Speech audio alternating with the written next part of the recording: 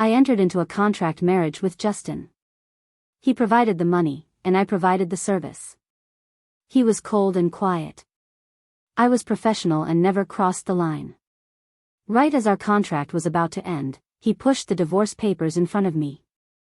I looked at his face and couldn't stop the words from tumbling out. Sigh. To have a husband this perfect and not even get a single kiss before we divorce, what a waste. Justin's ears slowly turned red. You can still kiss me now. I'd been married to Justin for 3 months, and I could count the number of times we'd seen each other on one hand. He'd approached me with the offer, and since I was desperate for money to pay for my grandma's surgery, I agreed. He wasn't in good health. He looked like he could drop dead at any moment. He wanted me to help him deal with his family, so I was on call every second. I diligently waited for 3 months, memorizing the file he gave me on his family until I knew it by heart, but he never called on me. Then, just as I was starting to relax and forget everything I'd memorized, he told me to accompany him to a family dinner. It would be my first time appearing before his family since we got married. Justin hired a team of stylists to come to the house. For the first time in my life, I was treated like a celebrity, fussed over by a professional team for an entire afternoon. When I walked out, I was a little self-conscious, keeping my head down. Then I heard a soft cough from the living room. I looked up, and my eyes met Justin's. His expression was neutral, impossible to read. I immediately got nervous, my hands clutching the fabric of my dress. Does it look bad? I can ask the stylist to fix it. Justin paused, a hint of surprise on his face. No. He hesitated for a second before adding, a bit awkwardly, you look beautiful. I let out a breath of relief. As long as the boss is happy. We were getting ready to leave when Justin suddenly turned and went back inside. A moment later, he came out with a jacket. He handed it to me, saying, it'll get a little chilly tonight. You can wear this outside. I looked down at my off-the-shoulder evening gown and took the jacket, touched by the gesture. I thanked him softly. This is why he's the boss. Handsome, thoughtful, and, most importantly, generous. If I didn't play my part perfectly tonight, I'd be too embarrassed to even give him my bank account number for the next payment. On the way to the dinner, Justin was buried in his work. I was planning to be a quiet, decorative vase. But he was coughing so frequently I was worried he might just stop breathing. I held back for a bit, then finally whispered, maybe you should take a break. It can wait. I'm fine. He didn't even look up, just kept typing away on his laptop. I frowned, watching him, but didn't say anything else. Justin's face was a bit pale, but he seemed to be in decent spirits. It wasn't until the car stopped in front of a brilliantly lit mansion that he finally closed his laptop and turned to me. Get ready. I nodded. Justin had the driver get the wheelchair from the trunk. Then he instructed me, once we're inside, don't eat or drink anything unless I give it to you. Someone might try to cause trouble. You don't have to say anything, I'll handle it. When the time is right, I'll pretend to feel sick.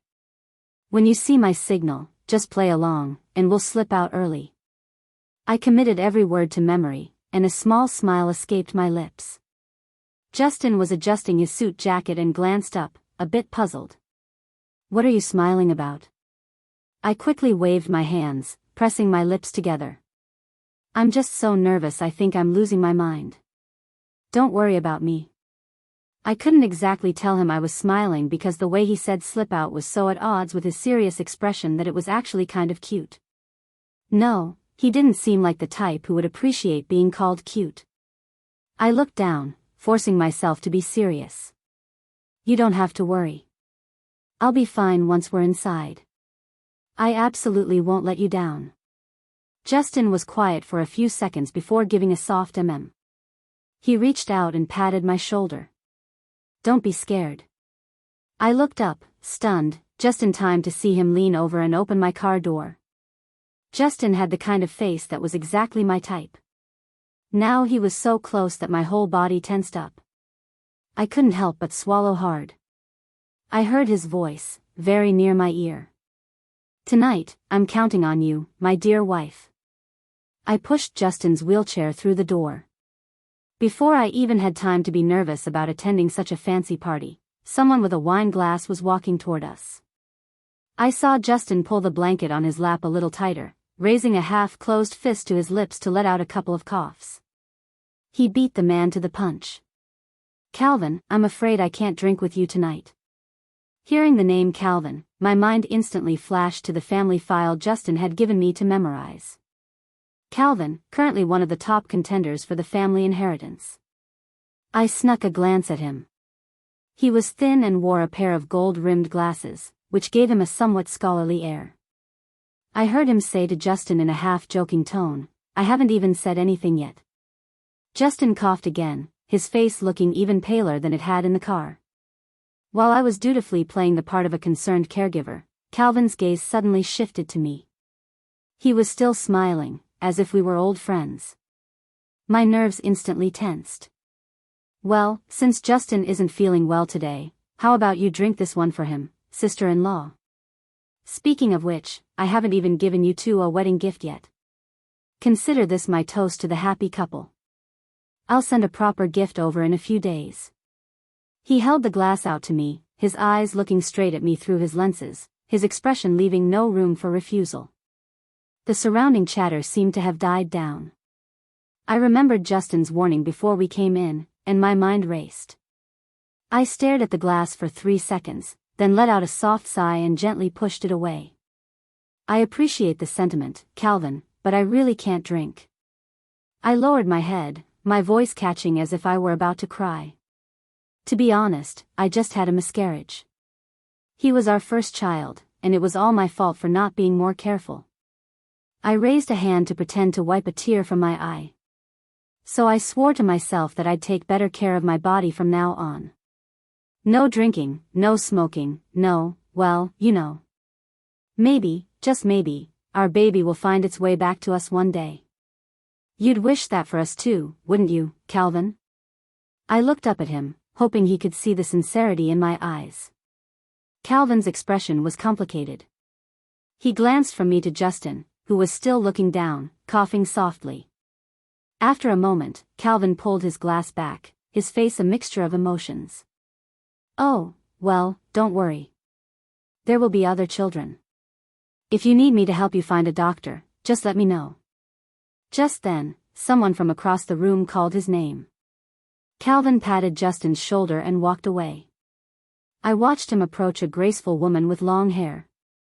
It was his wife, Tiffany, the youngest daughter of the Booths. I noticed Tiffany's dress was adorned with countless real flowers. As she moved, petals would occasionally fall, making her seem even more ethereal. As I was silently marveling at Calvin's good fortune, I felt an intense gaze on me. I looked down and met Justin's blank expression. After a moment, I offered a discreet smile. Don't worry, this trick is foolproof. No one will be trying to hand us anything for the rest of the night. A high society party. Full of backhanded compliments and scheming, but everyone still has to pretend to be a good person. Justin's expression was hard to read.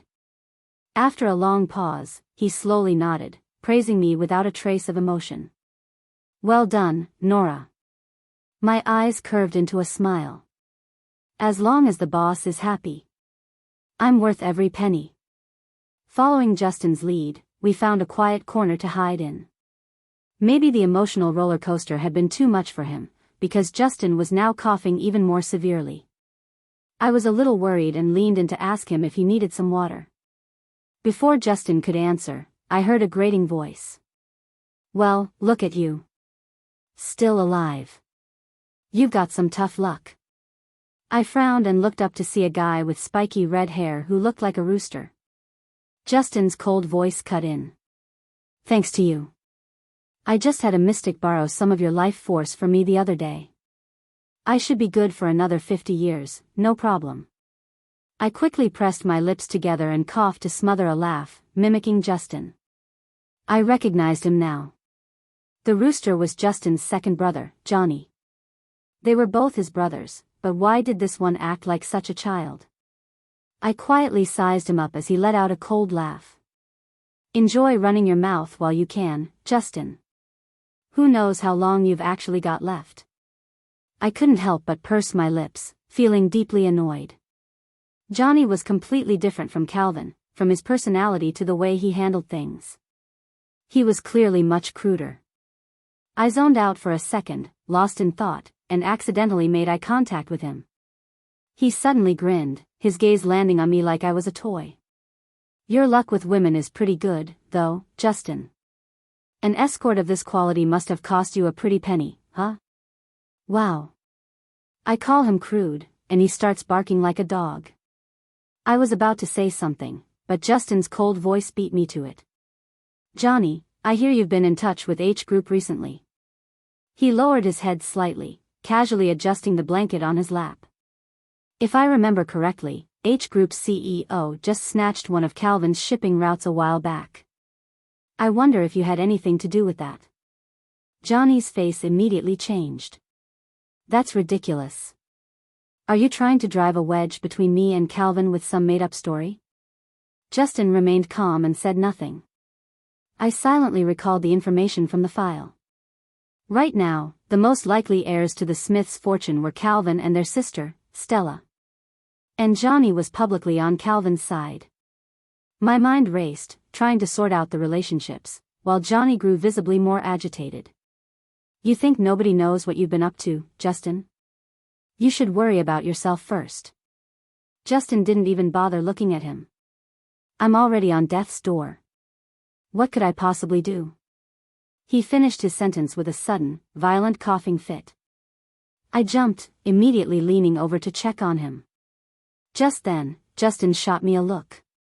The party was full of prying ears. Justin probably didn't want to get tangled up with Johnny and fall into some kind of trap. I got the message.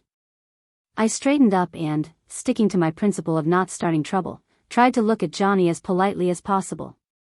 I'm sorry, Johnny, but Justin isn't feeling well. We're going to head home now. Johnny glanced at me but didn't move from his spot, blocking our way.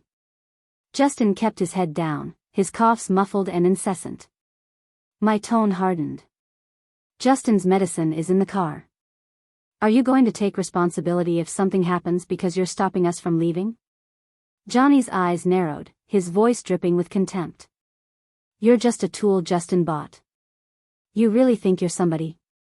How dare you talk to me like that? I haven't touched him. And I don't see your name on this piece of floor. What's wrong with me standing here? If he drops dead right here, right now, it's his own damn fault. What's it got to do with me? My hands tightened on the wheelchair handles.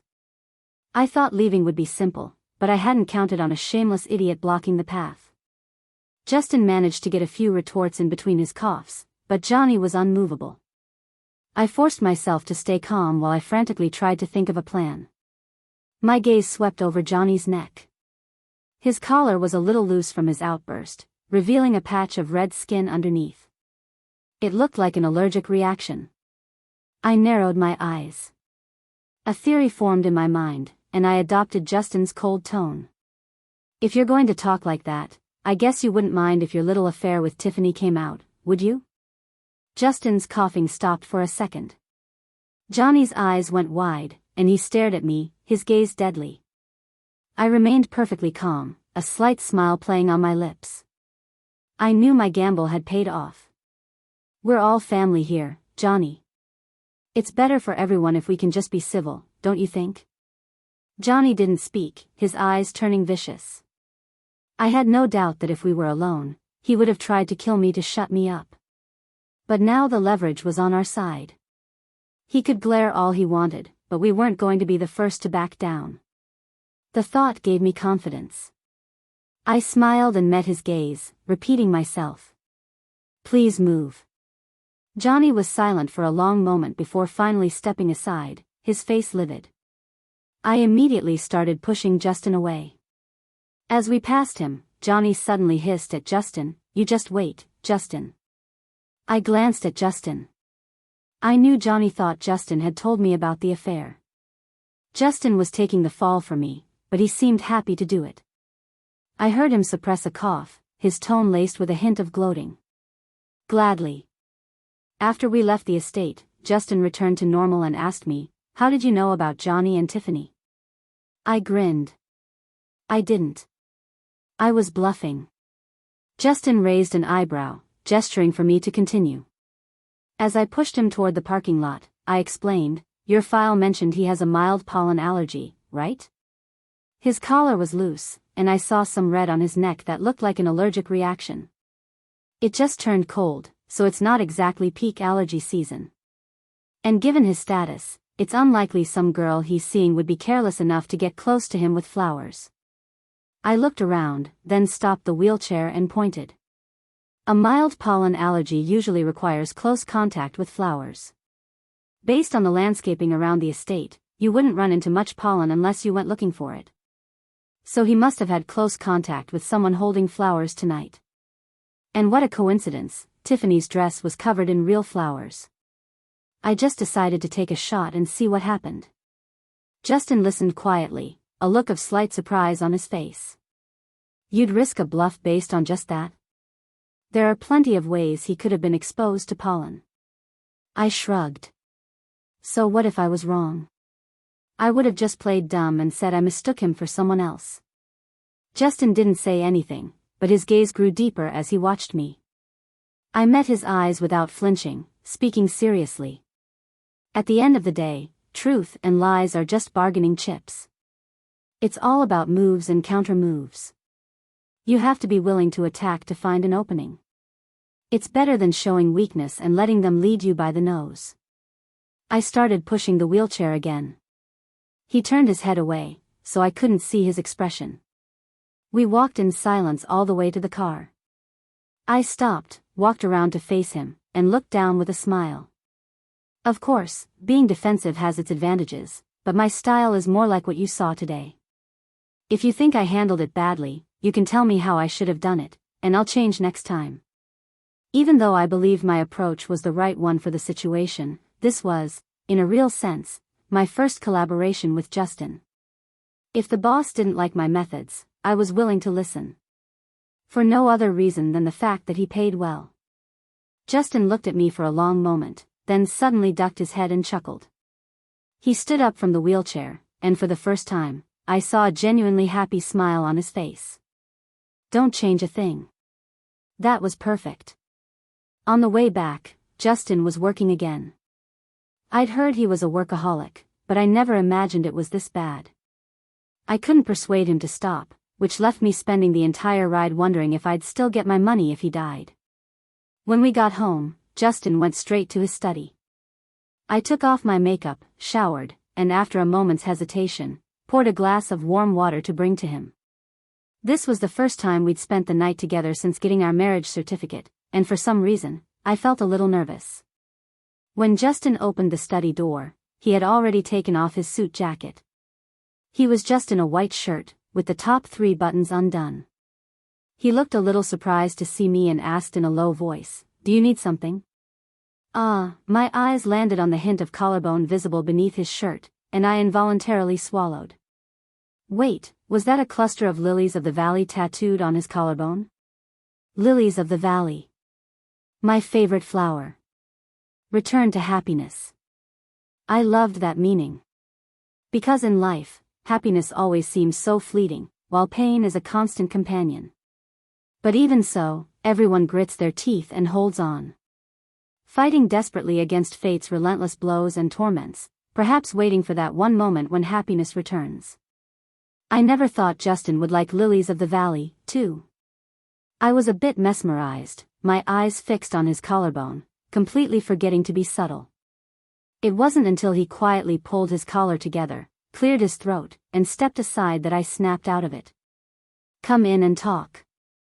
His voice was a little hoarse. I came back to my senses, my cheeks instantly burning. I rushed to explain, "No, it's not, I was just thinking about something." "It's not what you think." By the time I realized it, I was too embarrassed to even look at him. I must have looked like I was lusting after him. Okay, I admit, Justin was a little bit handsome. But I swear, you never fall for the boss, no matter what line of work you're in. I know that much. I kept my head down, not daring to look at him. Justin gave a soft his voice devoid of emotion but noticeably quieter. I reflexively fidgeted with my hands to ease the awkwardness and remembered the glass of water I was holding, the whole reason I was there. I took a deep breath, trying to calm down and compose myself. It's nothing. I just wanted to bring you a glass of water. I handed him the glass. Justin took it and murmured a thank you. I remembered how he'd been coughing all evening and added one last piece of advice. You looked really pale today. If the work isn't that urgent, maybe you should do it tomorrow. Your health is more important. Without waiting for his reply, I mumbled good night and fled back to my room. That night, my dreams were filled with the scent of lilies of the valley. And Justin's collarbone. In the morning, I splashed my face with cold water, pulled up a copy of some Taoist scripture on my phone, and silently recited it twice. When I went downstairs, Justin was already at the dining table eating breakfast. He was wearing a solid black shirt today, buttoned all the way to the collar, which gave him a sort of forbidden allure.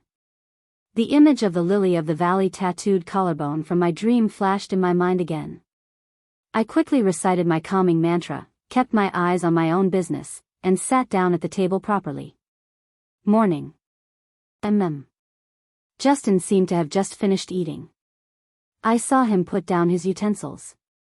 Are you always up this early? Oh, no. I took the breakfast our housekeeper handed me and explained, my college professor asked me to pick something up from her today. I don't want to be late. Justin's hand seemed to pause for a second, but I didn't think much of it. A moment later, he suddenly said, You had really good grades in college, didn't you? Huh? I was confused and instinctively looked at him, only to find him looking at me with unexpected seriousness.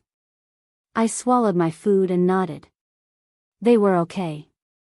Actually, my grades weren't just okay, they were excellent. Mostly because I had a professor who really saw my potential. If it weren't for a few unexpected turns, I probably would have spent the rest of my life in a lab. But there are no what-ifs in life, and I didn't regret my decision. I just didn't know why Justin was suddenly bringing this up. I tried to guess what my boss was thinking and noticed a thoughtful expression on his face. It was rare to see him look so hesitant. He piqued my curiosity. I blinked, wondering what he was going to say. A few seconds later, he lowered his gaze slightly and said softly, You could go back to school if you wanted to. I didn't expect him to say that. I was taken aback for a moment, then smiled nonchalantly. It's fine. School isn't everything. Lab work takes up too much time. There's no freedom, and it's hard to coordinate. One of the conditions in my contract with Justin was that I had to be available on demand for any sudden situations. The nature of lab work made that impossible. The moment I signed that contract, I accepted all the terms, so I didn't feel like I was missing out on anything. Justin didn't press the issue. He glanced at the time, stood up, and left for the office. After I finished breakfast, I went to meet my professor. As I expected, she tried to convince me to go to grad school and join her research team. I couldn't tell her the whole story, so I just made up an excuse and politely declined. My professor, unable to change my mind, finally sighed in frustration. Nora, she said, I don't know how much you love that man, but you should never give up your future for someone else. She thought my marriage to Justin was for love. I couldn't explain, but I could feel that her concern was genuine. So I nodded and smiled back at her, just as genuinely. I know. Thank you. Meeting a professor who saw my potential was a stroke of luck. And meeting Justin when my grandma needed money for surgery was also a stroke of luck. But life is rarely perfect, some things are just beyond our control.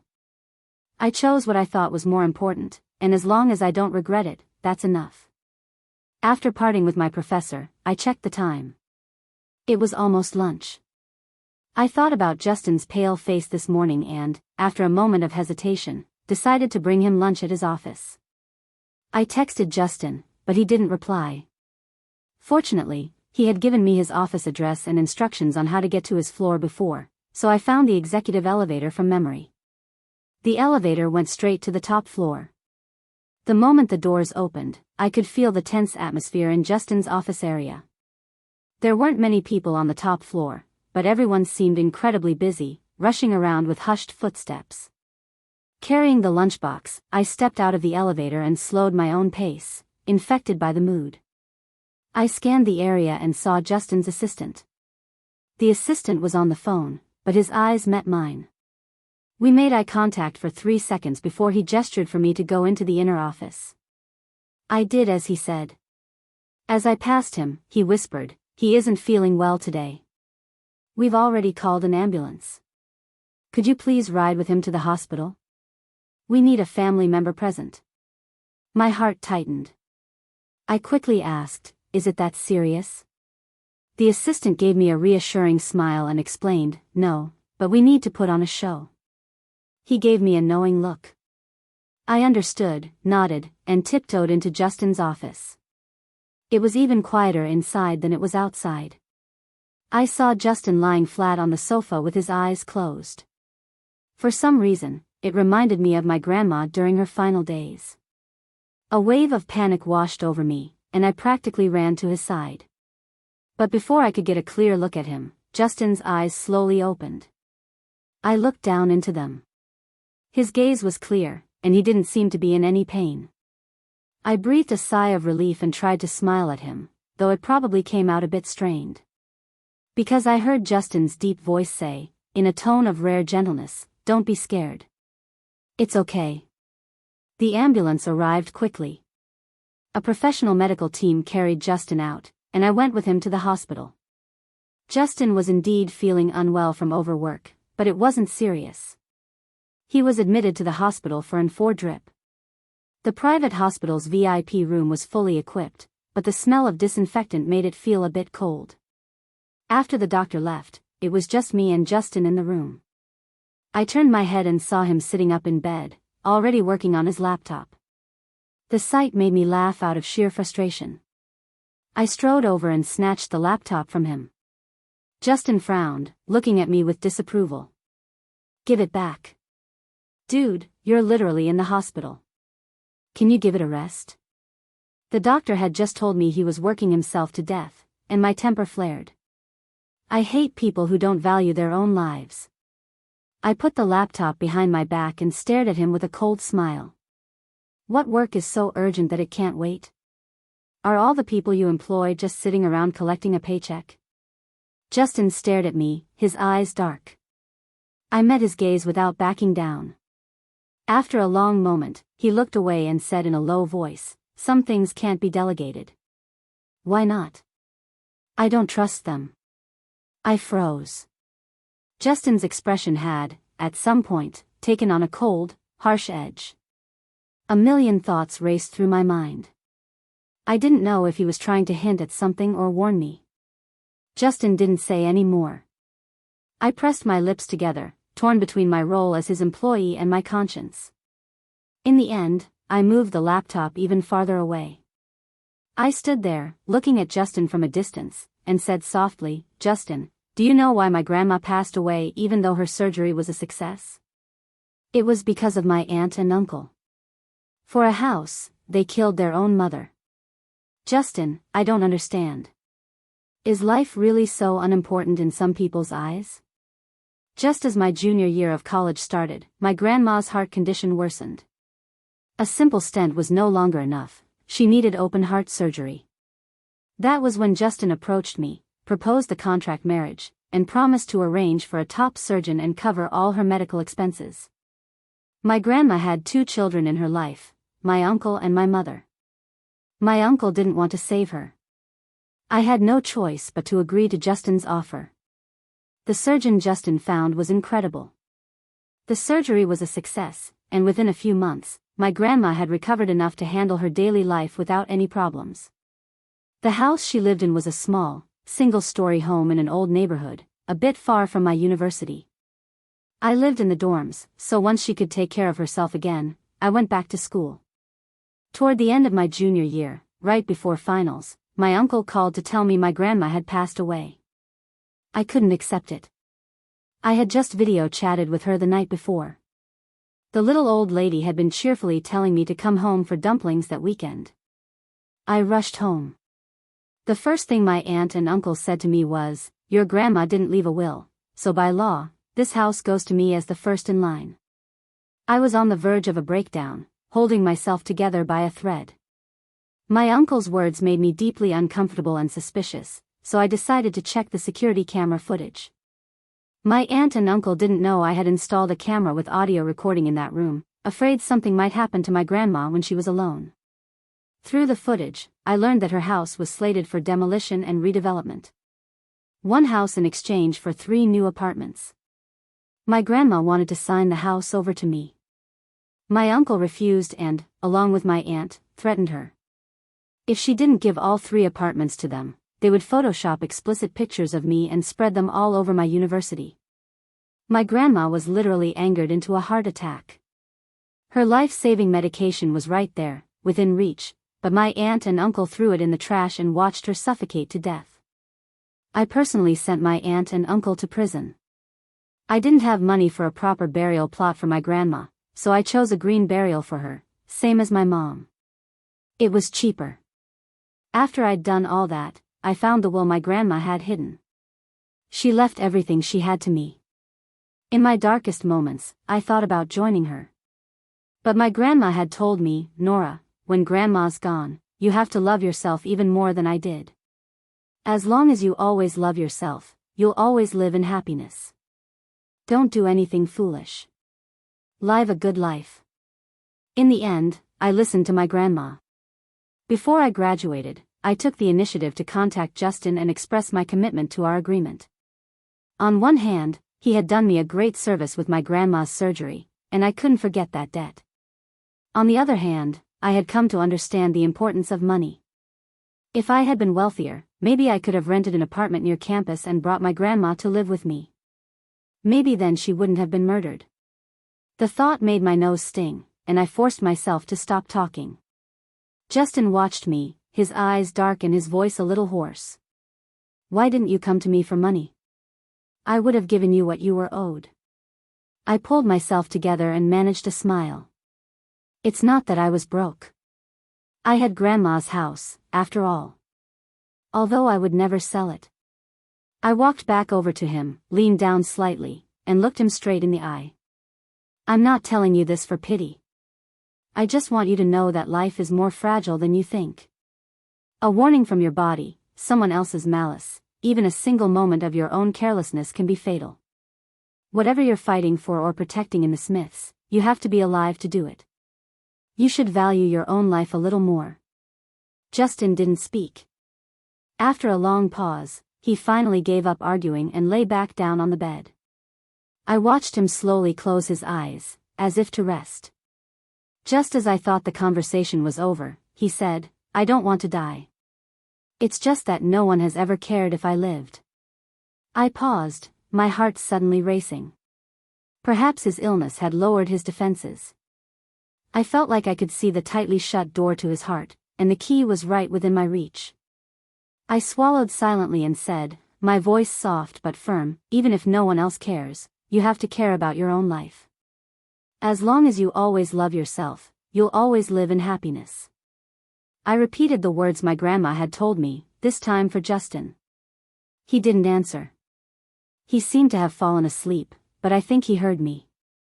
For the next few days in the hospital, Justin actually did cut back on his work. I knew it was impossible to get him to rest completely, but at least it was a start. On the 4th day of his hospital stay, Justin received a phone call. When he hung up, his expression was grim. I was in the middle of cutting an orange and couldn't help but ask, "What's wrong?" Justin's voice was cold. "That was the board. They said Johnny provided a DNA test report showing I'm not my father's son and that I have no right to my shares in the company." I put down the half-cut orange, my expression turning strange. "And the board believed him?" "Not entirely. They want me to come to the office." Justin paused, then let out a cold laugh. "But it doesn't matter if they believe it or not. They never wanted me to get a piece of the family fortune anyway." I understood instantly. The authenticity of the report didn't matter. It didn't even matter if it was about Justin. Everyone in the Smiths was just thinking about how to get more money. One person out of the picture just meant a bigger slice of the pie for everyone else. In that short time, Justin had already changed his clothes. I was about to call his assistant, but he stopped me with a shake of his head. You don't trust him? Things are uncertain right now. No one can be trusted. I thought for a moment, then made a quick decision. Then I'll go with you. Justin seemed surprised by my offer, pausing for a moment. I calmly made my case. Your office might have spies planted by someone else, but I'm definitely not one of them. First, I know nothing about your business. Even if someone tried to bribe me, I couldn't provide any useful information. Second, I have no power or connections. It would be easy for you to investigate who I've been in contact with. You don't have to explain. I know you're more capable than your brothers think. We are legally married, after all. It's basically impossible for them to contact me without you knowing. I looked at Justin and gave him a confident smile. Besides, we're in the same boat now. If you do well, I do well. I'm smart enough to understand that. So if you can accept what I'm saying, let me go with you. I might not be able to help with much else, but this is all happening so suddenly, and you're still recovering. If things get bad, you can fake an illness, I can help you escape, and we can buy some time to figure out a plan. I thought Justin would be more cautious. But after hearing me out, he didn't hesitate for a second. He just nodded and said, okay. I got a wheelchair from the hospital, and Justin and I went to the Ching Corporation headquarters. It would be a lie to say I wasn't nervous. I took several deep breaths to make sure my expression and body language didn't betray my fear. Before we went in, Justin leaned in and whispered, "Don't be afraid. I won't let them give you a hard time." I smirked and leaned close to his ear. I'm not here to be a liability. Figure out what's going on as fast as you can so we can come up with a plan. I heard Justin chuckle softly, and strangely, my nervousness seemed to melt away. I pushed him into the conference room. There were more people than I expected. Calvin, Stella, and Johnny were all there. I scanned the room and got a sense of the situation. Besides the siblings vying for power, the rest were likely just there to pick a side and show support. The moment we entered, the room fell silent. The atmosphere was heavy. All eyes turned to the three siblings at the head of the table. Calvin and Stella's expressions were unreadable. Johnny, on the other hand, couldn't hide his glee. My eyes lingered on him for a moment. The last time I saw him, I thought he looked a bit too thin.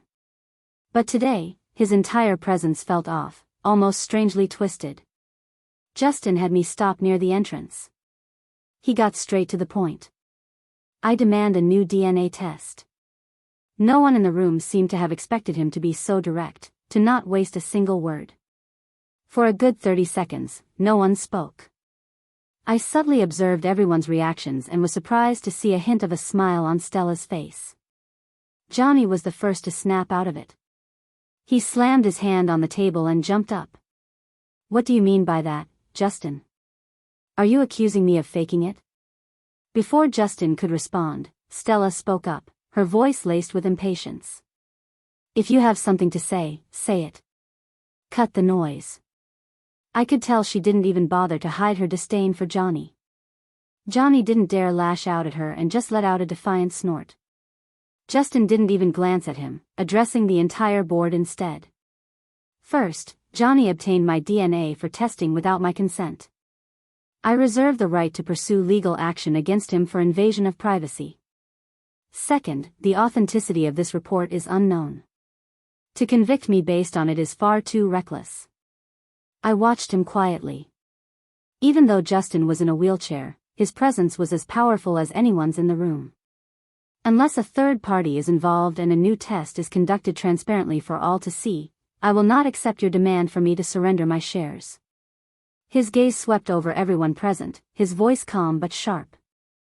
If you want to air our dirty laundry in public, then I have no problem using lawsuits and other means to protect my rights. If this really went to court, it would drag on indefinitely. And no one really wanted to expose their internal scandals to the public, so after Justin spoke, no one responded. The conference room filled with the sound of whispers. I felt a knot of anxiety in my stomach, a bad feeling that this wasn't going to be so simple.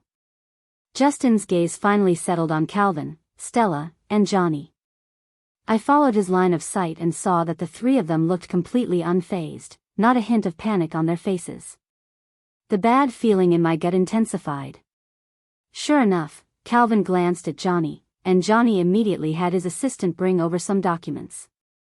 The assistant distributed a copy to everyone in the room. Johnny took one himself and walked right up to Justin, confronting him. Fine.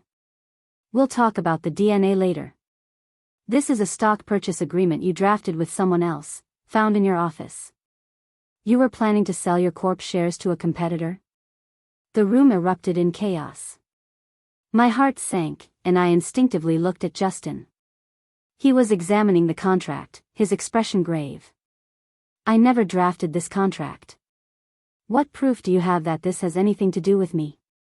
Oh, I have proof, Johnny said, his glee becoming more and more obvious. I found this contract in your office myself. Go ahead, check your office security footage. Justin didn't speak. Johnny added, with feigned sincerity, and don't blame me for searching your office without permission. I received an anonymous tip that you were planning to sell your shares. This concerns the very lifeblood of the company. As your older brother, I think I have the right to discipline my younger brother, don't you? Johnny bent down slightly, looking down on Justin. His face was filled with mockery and contempt. Or would my dear brother prefer to take legal action? That's fine. We'll go along with it. But you can forget about holding on to those shares. What if you find a loophole and sell them to our rivals? Then what do we do? After Johnny finished, others started to chime in, agreeing with him. Justin was outnumbered and completely unprepared. For a moment, he couldn't come up with a better response. My bad feeling had come true. My heart was pounding so hard I thought it would leap out of my throat. But the more nervous I got, the calmer my mind became. I noticed the allergic rash on Johnny's neck hadn't cleared up, in fact, it looked a bit worse. And within that red patch, I thought I could faintly see the outline of where something had been stuck. The shape looked familiar, like I'd seen it somewhere before. But before I could recall where, Justin suddenly clutched his chest, bent over, and started coughing violently. My heart seized, but then I quickly understood. Justin had been checked out at the hospital for days. His body was fine for now. This had to be his signal. We needed to find a way out. I immediately stepped forward, shielding Justin from Johnny with my body. We'll handle this through legal channels, but right now, we need to go to the hospital. Johnny stared at me, unmoving, but I didn't back down. Justin has been in the hospital for days. He was never fully recovered. Whatever you suspect him of, he has to be alive to resolve it. Johnny glared at me, his eyes turning red. You again. Do you even have a right to speak here? I felt more and more that his rage was abnormal. Justin was behind me, and I couldn't see his face, but it sounded like he was about to cough up a lung. I was starting to wonder if he was faking it or not, and I couldn't help but feel anxious. I stopped wasting words on Johnny and started to push Justin's wheelchair toward the door. Don't you dare leave. Johnny roared, reaching out to grab me. You pull this trick every time. I refuse to believe he's actually going to die here today. I dodged his hand, my voice turning icy. Johnny, don't gamble with someone else's life to protect your own damn pride. I was genuinely worried now, and I didn't hold back. The conference room was silent except for the two of us. It was as if everyone had tacitly approved of Johnny's actions, as if it wouldn't matter if Justin really did die right here. In fact, it might even be a welcome outcome. My gaze swept over everyone in the room. Indifference, selfishness, greed, hypocrisy. I wanted to laugh, but I couldn't. The tension I'd been feeling was completely gone. Which made it easier to go crazy. My eyes finally locked onto Calvin and Stella, and I spoke with a fearless intensity. Either you let us leave today, or Justin dies here. If he does, I'll carry his body down to the reporters downstairs and tell them you murdered him. Your company is already unstable. I'm sure there's more than one rival circling like a shark. At a critical time like this, are you sure you want a murder investigation on your hands? Think carefully, big brother, big sister. Stella shrugged, indicating she didn't care. Calvin's expression, however, changed slightly. He gave his assistant a look. The assistant immediately went to the window, glanced outside, then came back and whispered something in his ear. But Johnny couldn't stay quiet for long and started yelling again. Go ahead, I dare you. Let's see which media outlet would dare to report it. You. Johnny, shut up, Stella snapped impatiently. You can't even see the situation our family is in as clearly as an outsider.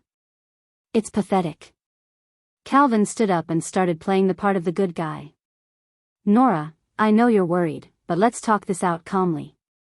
We wouldn't really harm our own brother, would we? I scoffed internally, watching Calvin's performance. Justin doesn't look well.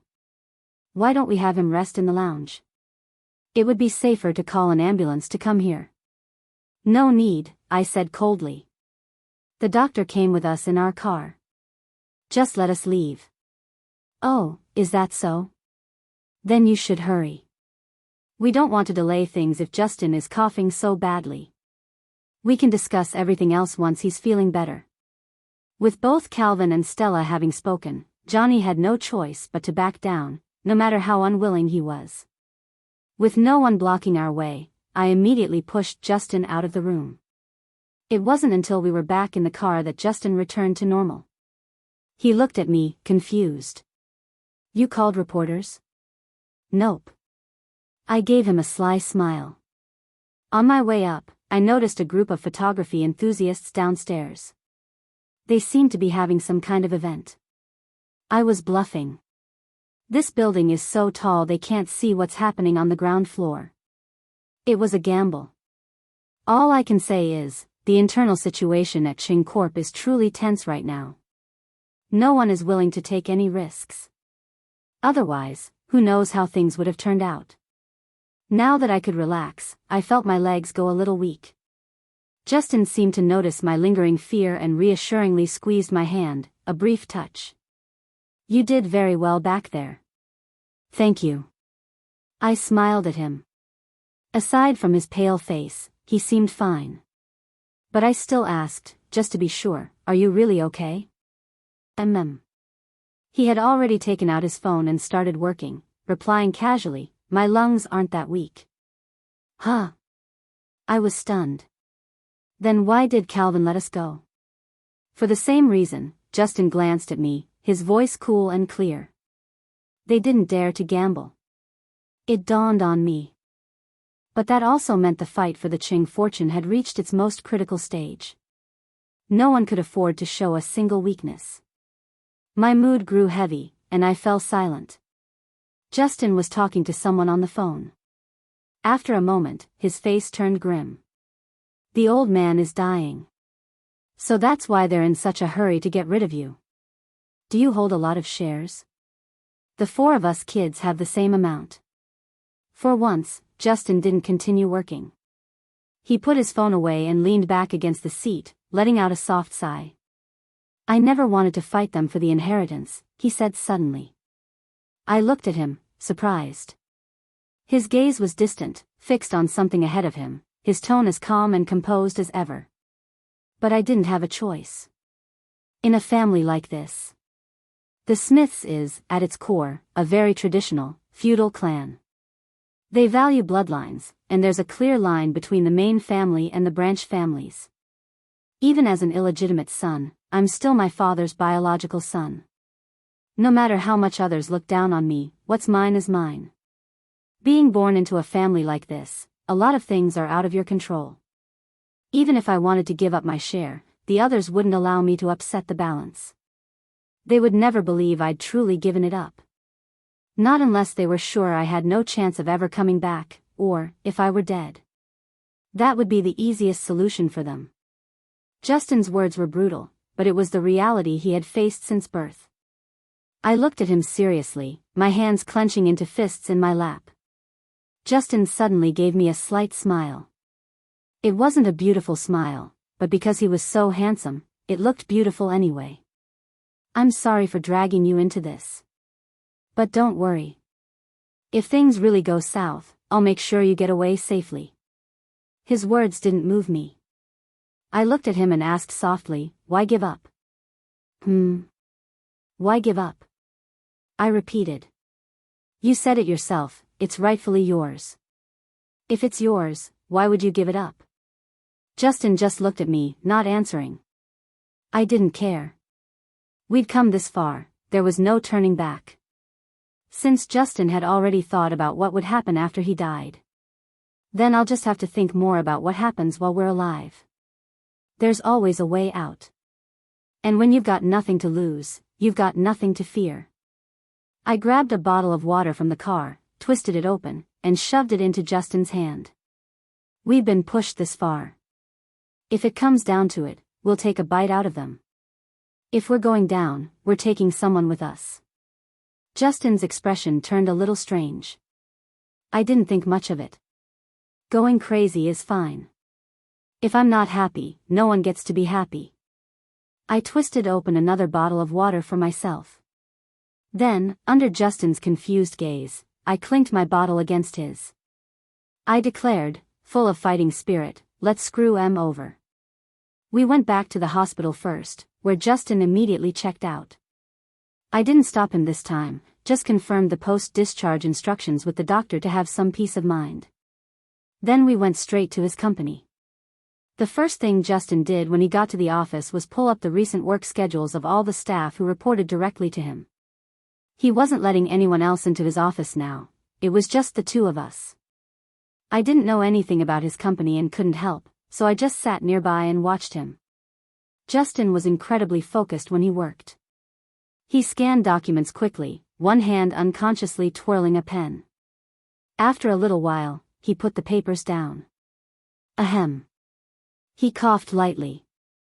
I snapped back to reality, realizing I had been staring at him, completely lost in thought. I got up to pour him a glass of water. Justin took it and said a quiet thank you. I waved it off. As I did, I glanced at his ear and blurted out, why is your ear so red? Do you have a fever? Technically, Justin was supposed to be on N4 for a few more days. Even though the doctor said he'd be fine if he was careful, I was still worried about his health. I instinctively reached out to touch his forehead to check his temperature. Justin flinched away. He didn't look at me, his eyes still fixed on the documents on his desk. I'm fine, just a little hot. Open the window and let some air in. I looked at him doubtfully. Are you sure? I'm sure. I stared at him for a little longer. Other than his slightly red ear, his complexion seemed okay, so I reluctantly went to open the window. When I came back, the water in Justin's glass was gone. Seeing he was truly thirsty, I immediately refilled it. Justin was staring at the papers, seemingly lost in thought. After a moment, he suddenly said, I want you to come help me for a while. Huh? I placed the glass by his hand. But I don't know anything about business. It's okay, I'll teach you. I just need you to assist me. He tapped his fingers on the desk, his expression serious. I watched the security footage on the way here. Johnny definitely took the contract from my office. But the footage doesn't show anyone entering my office alone. That means the document must have been planted during regular work hours. It has to be someone who works on this floor. I wasn't surprised by what Justin said, there was really no other possibility. My heart felt heavy. The people working with Justin had surely been carefully selected by him. To think there was still a mole from someone else, no wonder he said he couldn't trust anyone, working himself into the hospital. In just a few short days, I had gotten a taste of the difficult environment Justin lived in. I sighed and pulled a chair up to sit across from him. I'll help you. Tell me what we need to do next. Justin nodded and got straight to the point. The truth isn't what's most important right now. After all, the winner writes the history. What I need you to do now is help me consolidate all our bargaining chips. We need to pick a side. I frowned. You're going to help one of them win the inheritance in exchange for a deal? I tried to recall the current power dynamics within the Smiths. Johnny is already on Calvin's side, and he seems to have a pretty serious personal grudge against you. So, you're going to choose Stella? Justin didn't nod or shake his head.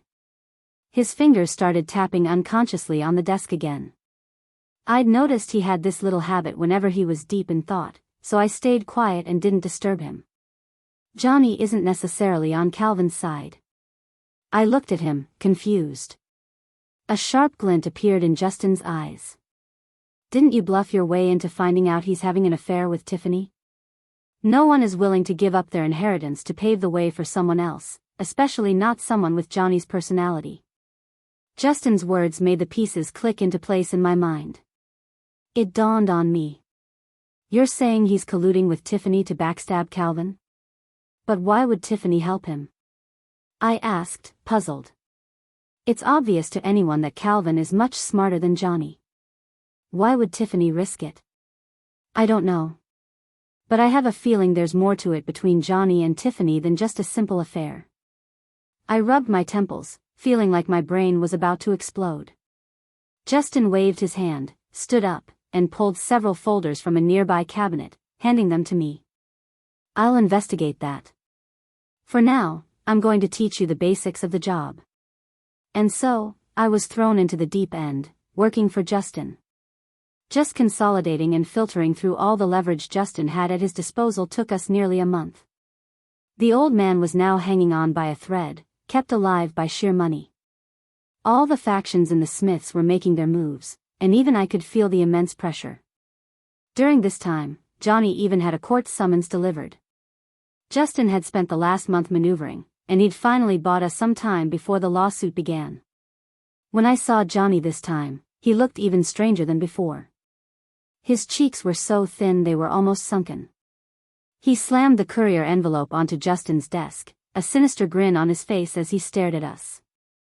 Don't think you can buy time, Justin. It's useless. Once the old man is gone and we get his shares, all that stuff you have will be worthless. Making someone like you disappear will be easy. No one will even notice. Just you wait. I stood up with a smile and casually placed a hand on Justin's shoulder. I hadn't had a full night's sleep in a month, and my resentment was so thick that even the Grim Reaper would hesitate to mess with me. I called security downstairs. How did a psycho get up here? Get up here and get him out. Who are you calling a psycho, you bed-hopping whore? You think because you sleep around you're somebody? I gave you an inch, and you took a fucking mile. Johnny exploded, spewing insults as he lunged at me. I instinctively dodged.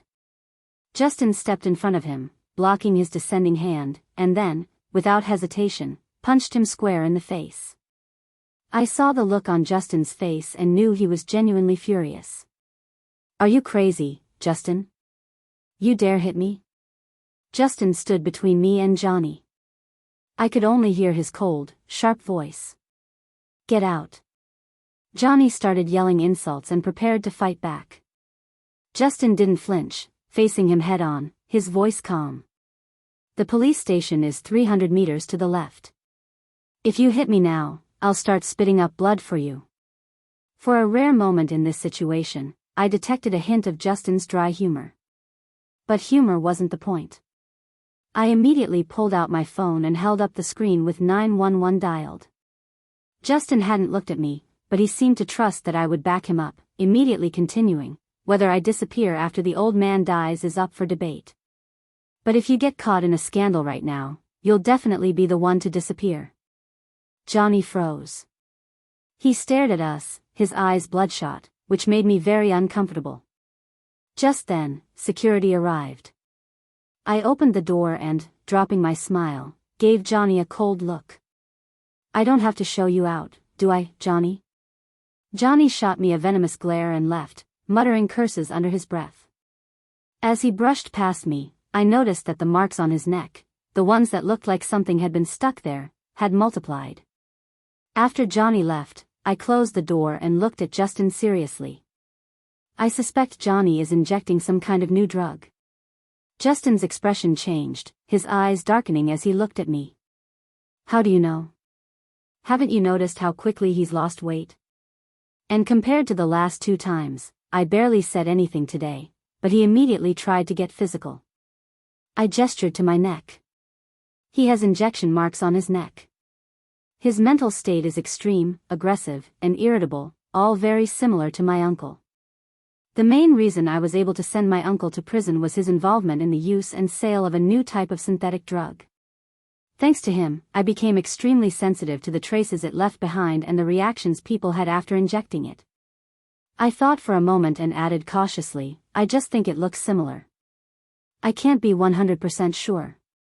You should decide whether you want to look into it. Okay. If it's true, then our chances of winning just got a lot bigger. As he spoke, he had already started to investigate. We didn't have many people we could use right now, so he had to do a lot of things himself. Justin's unhesitating trust in me made me happy. But happiness aside, I glanced at the time and stopped him. Let's eat first. Don't miss your medication.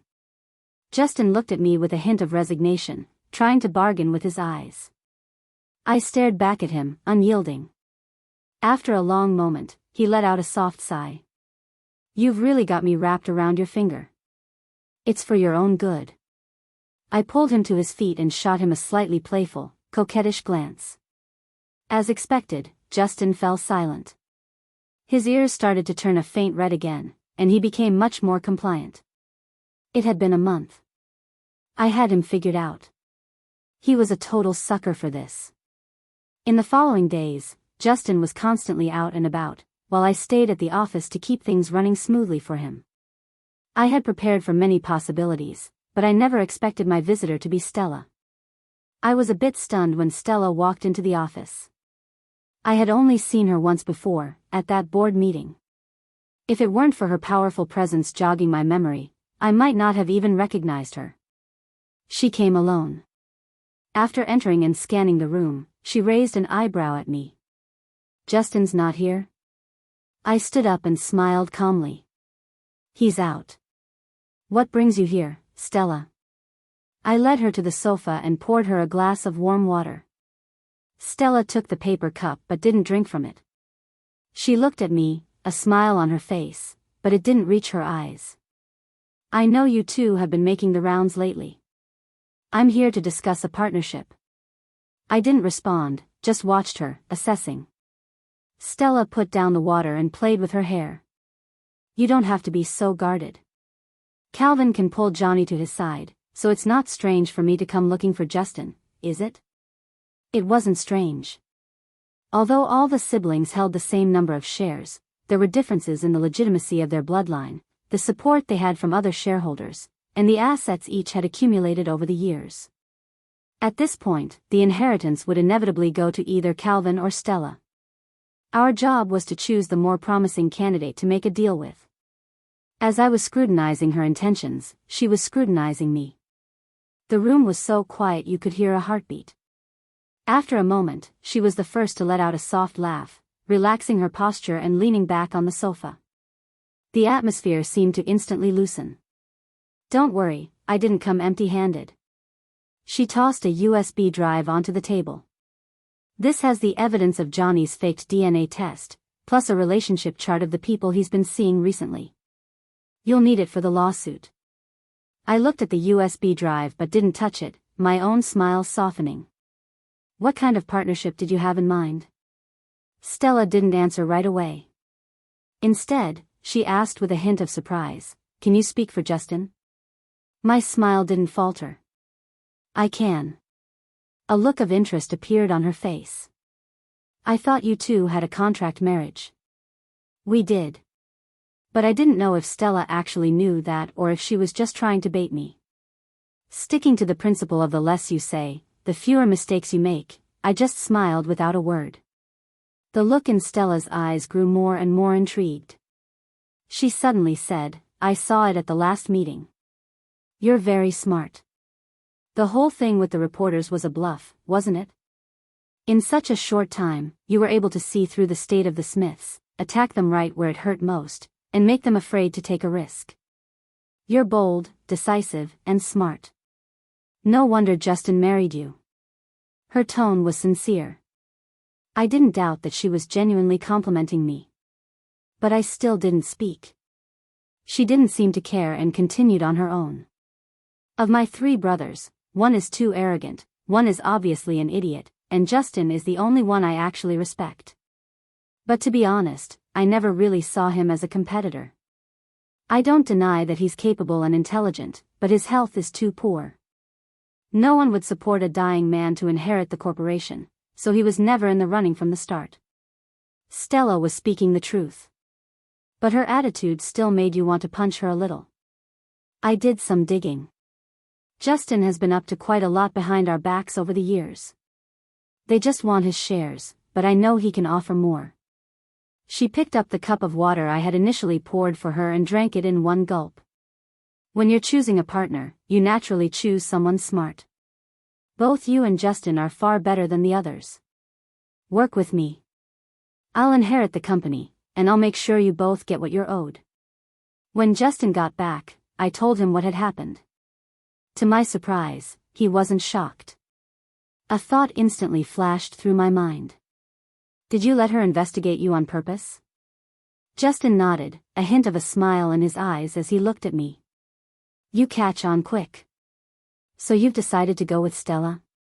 Justin tapped his fingers lightly on his thigh, speaking slowly. I found something on that new drug you mentioned. I'm afraid it's connected to the booths. I was stunned, my eyes widening. Over the past few years, Calvin has handed over at least 8 or 10 projects to the booths, both openly and secretly. My focus is in a different area, so I never noticed before. It's highly unusual. I now suspect that Tiffany's contact with Johnny might also be connected to Calvin. They're playing with fire, and I can't afford to get involved. I'm afraid I'd end up dead without even knowing how it happened. So it's better to choose Stella. With a trump card this big, her victory is inevitable. I had been holding my breath without realizing it, and my heart was beating irregularly. Finally, it seemed like everything was about to fall into place. The calm before the final storm. It felt even more intense than usual. Justin contacted Stella to arrange a meeting. The two of them negotiated for a bit and finally decided to partner up. Justin would provide financial support, and Stella would ensure that after everything was over, he could cut ties with the Smiths and receive the inheritance he was due. Their negotiation was swift. It was clear they were both on the same page. Collaborations between smart people are always efficient. As Stella was leaving, she suddenly said to Justin, I know you've never liked the Smiths. After this is over, you can finally leave. I always thought you didn't have much will to live, but it seems your wife doesn't want you to die. You should live a good life from now on. Justin and Stella exchanged a look, then both turned their gaze to me, I said. I threw my hands up and smiled. As a normal person, who would want someone to die? Justin let out a small laugh and stood up to see Stella out. After they left, we started looking at the USB drive Stella had brought. This time, they had agreed that Justin would deal with Johnny, while Stella would handle Calvin. It was a good match for their current situations. I held it in for a long time, but I finally had to ask, Justin, does Johnny have some kind of personal grudge against you?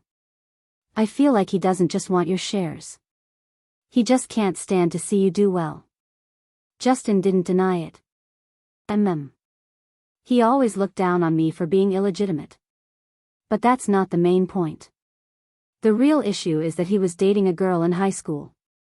He wanted to go to the same college as her but didn't get in. I did, so he tried to use his connections to take my spot and send me abroad. I refused. Later, the girl broke up with him and confessed her feelings for me. He thought I did it on purpose, and from then on, his dislike turned into hostility. That's it? I asked. Justin glanced at me, a half smile on his face. Believe it or not, every girl he dated after that had a shadow of her. I guess that's what you'd call the one that got away. Sometimes, I really think so-called high society feuds are no different from the kind of corporate drama that's so absurd it's comical. Both have a strange, farcical humor to them. But getting to this point is mostly due to the overall environment of the Smiths. It couldn't be helped. As Justin spoke, he was already backing up the contents of the USB drive. Time was short. We didn't waste any more time on small talk and dove into the final preparations. A week after meeting with Stella, we received news that the old man was once again in critical condition. A lot had happened in that week. The news that Calvin had been secretly funneling projects to the booths was exposed. Several of his own ongoing projects were also revealed to have various compliance issues. I had to admit, Stella's methods were quite formidable. We had just mentioned to her that Calvin might be colluding with the booths in illegal business, and a few days later, she sent back confirmation, proving it was true.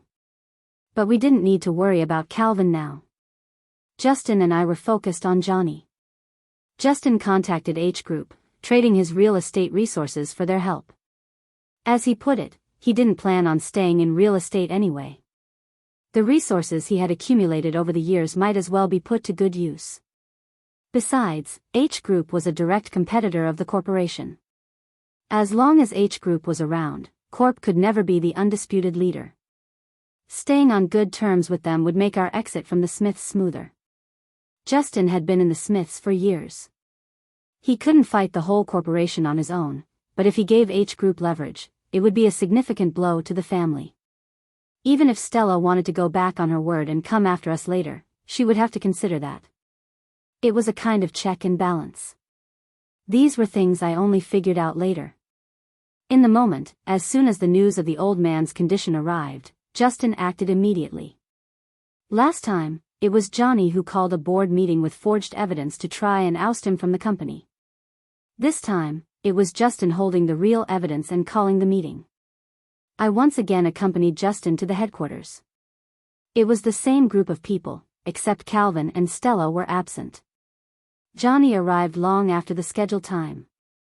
He reeked of smoke and alcohol, his collar open to his chest, looking like he had just stumbled out of a club. It was impressive that he could still party so hard while his father was on his deathbed.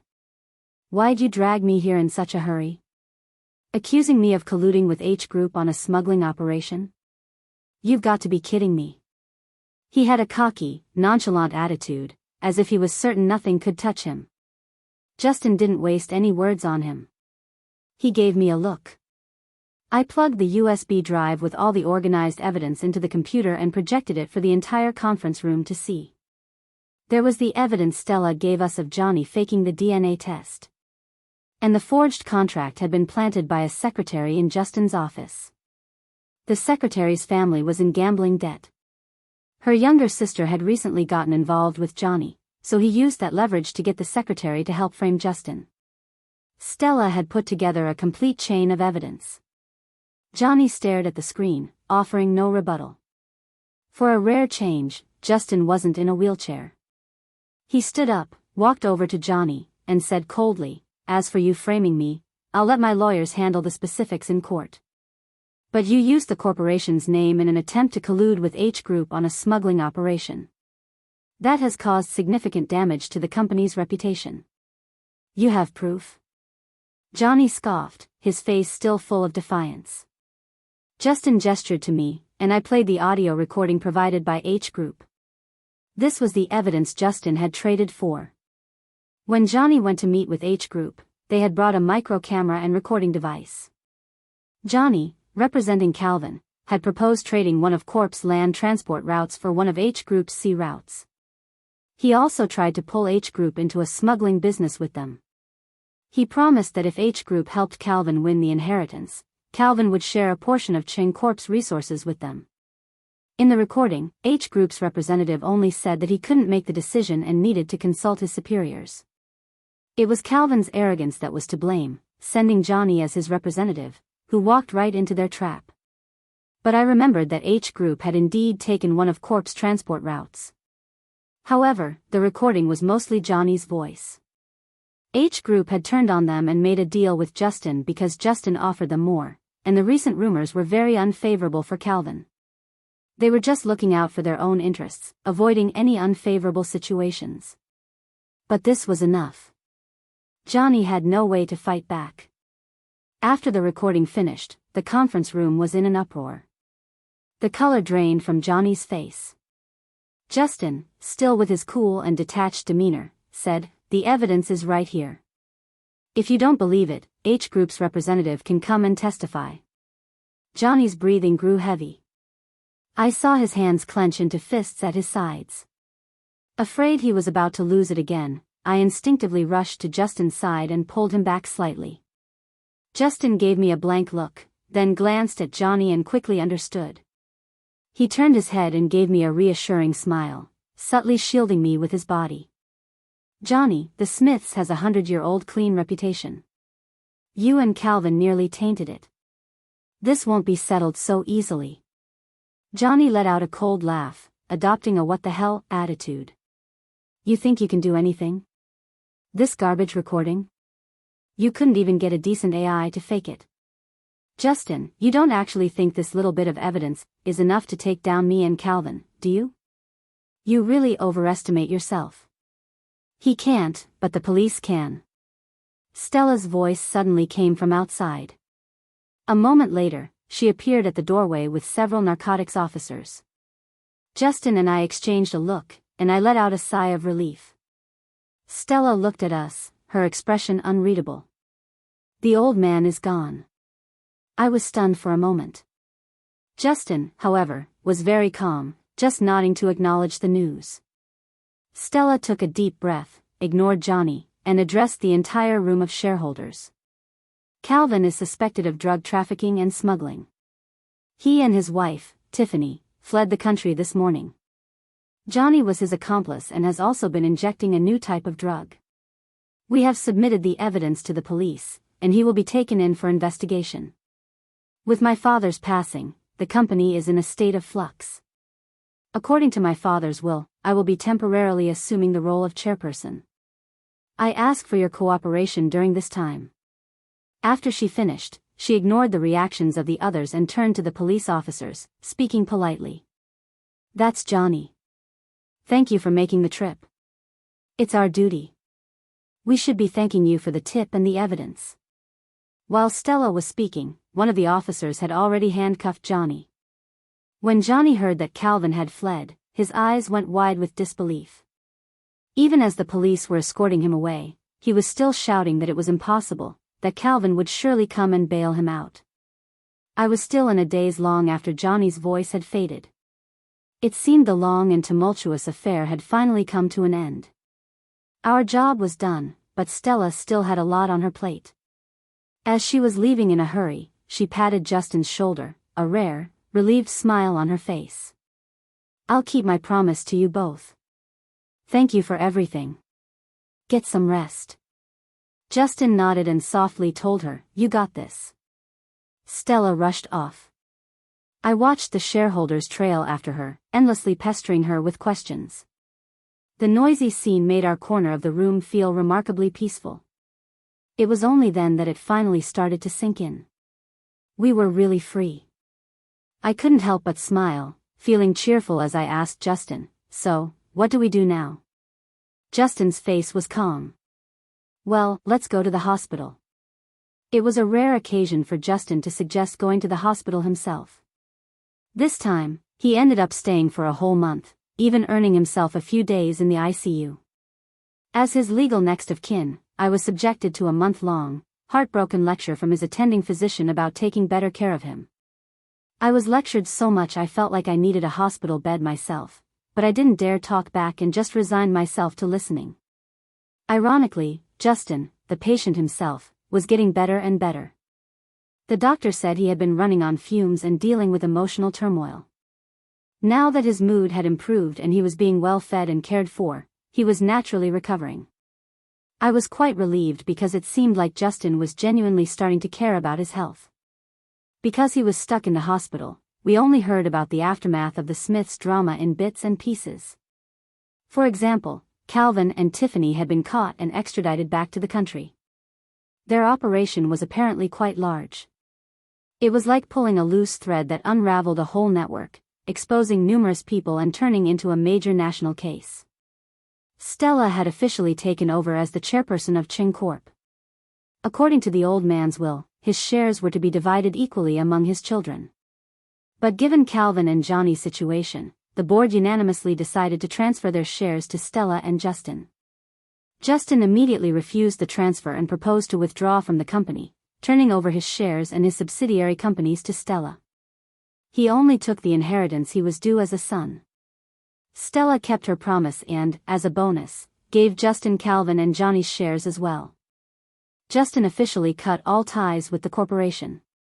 Stella became the largest shareholder overnight, rightfully inheriting the company. As for Justin's previous lawsuits, they became minor issues, which he delegated to his lawyers. Neither of us was interested in the rest, so we stopped paying attention. After Justin was discharged from the hospital, I received another invitation from my professor. She said her new project proposal had been approved and asked me to reconsider taking the graduate school entrance exam this year. This time, I didn't refuse. I went to meet with her to get the details. By the time I said goodbye to my professor, it was already dark. Her husband came to pick her up. Just as she was about to get in the car, she stopped and looked at me with a smile. "You know, I'm really happy today. Even though you always refused before, the questions you asked me today let me know that you've never stopped learning. And you look like you're doing well. That's enough." I didn't argue, just smiled back at her, a silent understanding passing between us. When I got home, I found Justin sitting in his wheelchair in the dark, staring blankly at the table. I turned on the light and asked as I took off my shoes, "What are you doing?" My voice seemed to snap him out of his trance. He paused, then slowly looked up and gestured for me to come over. "Come here for a second." Puzzled, I walked over and saw the papers on the table. It was a divorce agreement. I froze, a sudden realization hitting me. The Smiths' drama was over, which meant our contract was over, too. A wave of complicated emotions washed over me. I lowered my head and pressed my lips together as I heard Justin say, "According to the contract, our marriage can now end. The money I promised you will be wired directly to your account. This is the deed transfer for some properties, as a thank you for your help during this time." Justin's voice softened, a gentleness I had never heard from him before. "Nora, thank you for everything. You're free now. You can go and do whatever you want." I looked up at him. He was smiling, his eyes looking at me with undisguised emotion. For a moment, I felt like his eyes were pulling me into a vortex. My mouth moved faster than my brain. Sigh. To have a husband this perfect and not even get a single kiss before we divorce, what a waste. The words were out before I could stop them. I was stunned.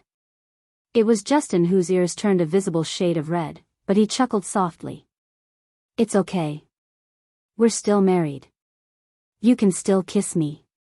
As if in a trance, I nodded and leaned in to kiss him. Justin responded gently. Neither of us had much experience with kissing. We went purely on instinct, and the kiss wasn't intense. But I felt a strange and wonderful feeling blossom inside me. Joyful, heart-pounding.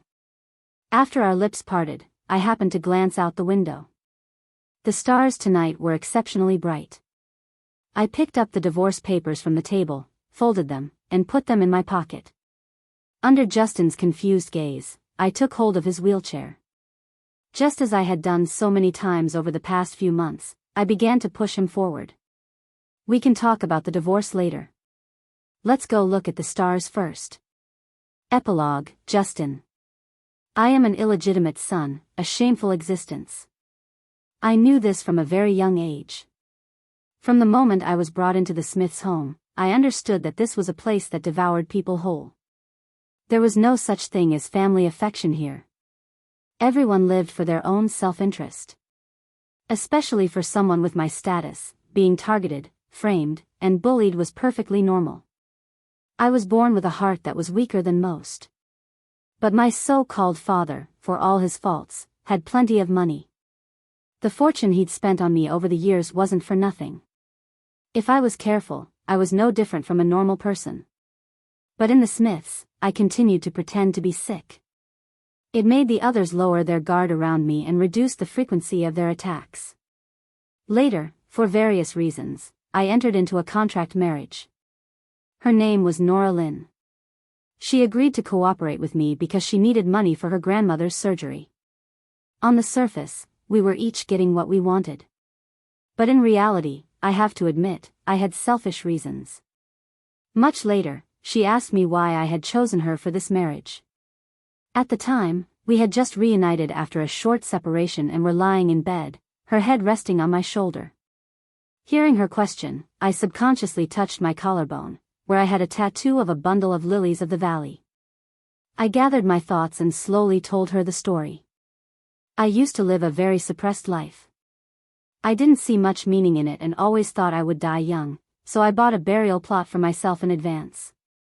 I didn't want to be buried with the Smiths after I died, so I chose a secluded green burial spot, up on East Mountain. As I spoke, I saw her look up at me with a hint of surprise. I smiled at her and continued, the year I graduated from college, my father's health began to decline, and all the factions in the Smiths shifted from covert struggles to open warfare. I didn't have many options. I could either wait for someone to snatch my shares and throw me in prison or have me killed, or I could join the fight. But I never really had the desire to fight, and I never wanted to inherit the Smiths' fortune. I was pretty lost at the time. On a whim, I decided to go see the place I had chosen to be buried. When I got there, I found a bouquet of lilies of the valley on my plot. For a living person, receiving flowers meant for the dead was a strange feeling. I wasn't superstitious about these things, but the groundskeeper was afraid I would take it the wrong way and insisted on explaining the origin of the flowers. He said a young woman had brought them. Her grandmother was sick, quite seriously, and she felt she should come and tell her mother about it. But when she heard about my situation, she didn't hesitate to leave the flowers for me. I tightened my arm around her, pulling her closer. I still remember the message the groundskeeper relayed to me from that young woman. In that moment, it was as if I could hear the girl I had never met speaking directly to me. For someone who is still alive to have bought their own grave, they must be going through something very difficult. I don't know what he's been through, so I won't wish for him to get over it or let it go. The lily of the valley means return to happiness. So, I'll just wish for him to find his happiness soon, so he can live a happy and joyful life. It wasn't until much later, after I learned more about her, that I looked back on her words and realized something. Return to happiness wasn't just a wish for me, it was a hope she was holding onto for herself. After I confessed this to her, the room was quiet for a long time. Finally, I heard her whisper from my embrace, "So, you sought me out on purpose back then?" "Not exactly," I said honestly. "Running into you again was an accident. I had seen your photo, and then I overheard you arguing with your uncle at the hospital. I knew you needed money, and at the time, Calvin was trying every trick in the book to convince my father to let me marry someone so he could plant a spy by my side. So you decided to find someone yourself. Someone with no power or connections, so your brothers wouldn't be suspicious." I smiled and didn't deny it. She was so smart. She always understood immediately. I heard her let out a soft sigh. "Well, in that case, I guess I was the lucky one. I met you when I needed money the most, and I'm glad it was you I met." I lowered my head and gently kissed her forehead. "You know, you didn't have to agree. The contract I gave you stated that you could back out within 2 years." As soon as I said that, she shot up from my arms, an expression of utter disbelief on her face. "What?" I looked at her, smiling. "Actually, whether you agreed to the contract marriage or not, I was going to help you. But at the time, you seemed so afraid I would back out that you just skimmed the contract and signed it." I sighed. Thinking back on it now still feels a bit surreal. "You trusted me too easily." I watched her expression shift from shock to confusion to her covering her face with her hands. A muffled voice came from between her fingers. "The Smiths is famous. I could find you online. I knew you weren't a scammer." I couldn't hold it in anymore and burst out laughing. She really is adorable. I gave her some time to process, not wanting to interrupt. After a long while, I heard her ask softly, "So, have you found your happiness now?" "I have." I answered without hesitation, pulling her back into my arms. We held each other tightly, intimately. I kissed her earlobe, her neck, my voice full of reverence. "I am very happy. We didn't get divorced after our contract ended." I gave her the divorce papers and left the choice in her hands. 2 days later, she came to me with the signed papers and said, "I think I'm falling for you. If you're willing, maybe we don't file these yet and just see how things go." I have to admit, in that moment, the anxiety that had been weighing on me for days finally lifted. I was overjoyed, and of course, I didn't refuse. So we started to live like a normal married couple. I confessed to her that due to a congenital condition, I couldn't have children. We might never have a child of our own. To my surprise, the first thing she did was apologize to me. I knew immediately she was thinking about our first visit to the Smiths' dinner and the miscarriage excuse she'd made up. Back then, she had so confidently told me, "This trick is foolproof." Now, she was awkwardly rubbing her nose and apologizing. "I'm sorry, I didn't mean to imply you were cheated on." I was at a loss for whether to laugh or cry. I waved it off. "It's fine. They didn't know anyway." I saw her breathe a sigh of relief. Then she told me it didn't matter because she had already promised her professor she would go back to school. She would likely be dedicating her life to academia and wouldn't have the energy for kids anyway. I nodded, happy that she could do what she loved. For a long time, I thought my feelings for her were more of a primal urge to be near goodness and warmth. Perhaps it was mixed with the revolutionary camaraderie forged during our struggles, and of course, a dash of romantic attraction. It wasn't until our first kiss that I was finally sure I liked her. But I didn't realize I was truly in love with her until I saw her give a speech at an academic conference. I watched the young woman on stage, effortlessly discussing professional terminology. I was struck by the realization that people truly shine when they are being themselves. And in that moment, I understood. She might like me, but she had never been in love with me. And I wanted her to be in love with me. I had to make myself shine, too. Several years have passed since the Smiths affair ended. I spent most of those years recuperating, and now my health is good. I was ready to start something new. I avoided the industries the Smiths was involved in and chose to go into artificial intelligence. As my career took off, Nora and I started to see less of each other. Many people said that we were both too focused on ourselves and would eventually break up. But how could I explain it to them? We were focused on ourselves, but we never stopped nurturing our relationship. We shared our lives, talked through problems, discussed our dreams, and confided in each other. Of course, we also made time for vacations together to do time-wasting things. Going for walks, shopping, watching movies. Even a simple, short trip after a business trip. We also made sacrifices and compromises for each other, but they were never major.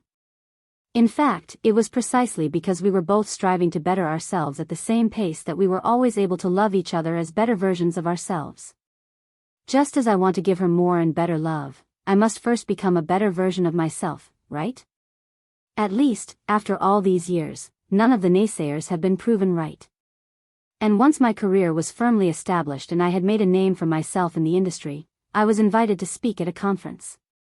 At the event, I was surprised to see her there with her professor. I saw her give me a mischievous wink and knew she had known I would be there but kept it a secret. I was amused and a little exasperated. I took advantage of a moment when no one was looking to give her a quick peck on the lips as my form of protest. We didn't talk much. It wasn't until I was on stage that I saw her sitting in the front row, secretly giving me a thumbs up. I smiled at her and began my prepared speech. Perhaps her presence really did give me a boost. I felt that I did very well. After the presentation, the applause was long and loud. But standing on the stage, all I wanted to do was look at her. I saw her proudly introducing me to her colleagues. I saw her clapping harder than anyone else. And I saw the look in her eyes as she watched me, shining brightly, just as mine had when I watched her on stage. In that moment, I knew. It was time. It was time to give her the grand proposal she deserved.